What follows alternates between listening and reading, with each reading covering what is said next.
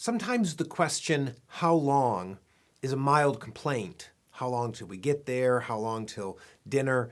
But in Psalm 13, David's 4 how long questions are far more serious.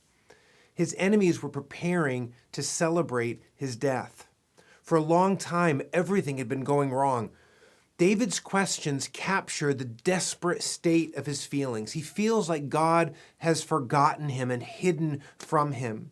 He feels like he is his only counselor, like he's wrestling with his thoughts alone. By all appearances, his enemies' victory over him seemed certain. What David was asking is, how much longer can I last like this? All of us have questions like this in our hearts, even if we don't express them. How long will I be in pain? How long will my problems last? How will I get through this challenge? Will my children ever believe? Will anyone ever truly understand me? Will I always hate myself? Dark, hard questions like this can confront us as well. These feelings are real. We do well also to acknowledge them to God, but our feelings don't tell the whole story. And vocalizing our darkest concerns can be a critical step in resting in God. The next step is to seek God's help. David prays that God would consider and answer him, verse 3. His need was urgent, but he trusted the Lord. He didn't pray the way a superstitious person uses a good luck charm. His pleading is personal. O Lord, my God, he says in verse 3.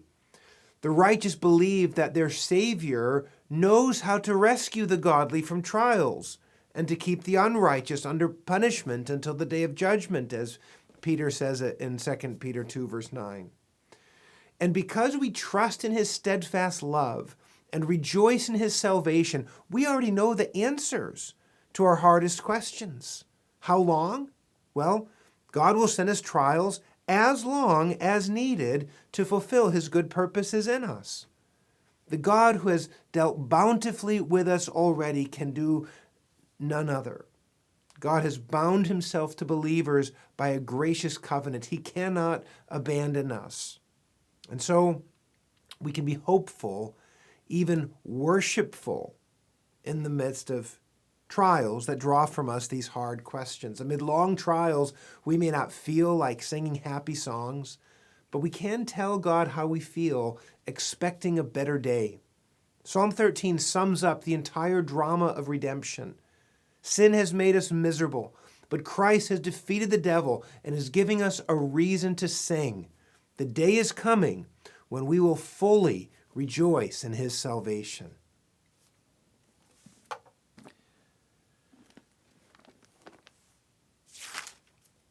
Psalm 13. To the choir master, a psalm of David. How long, O Lord, will you forget me forever?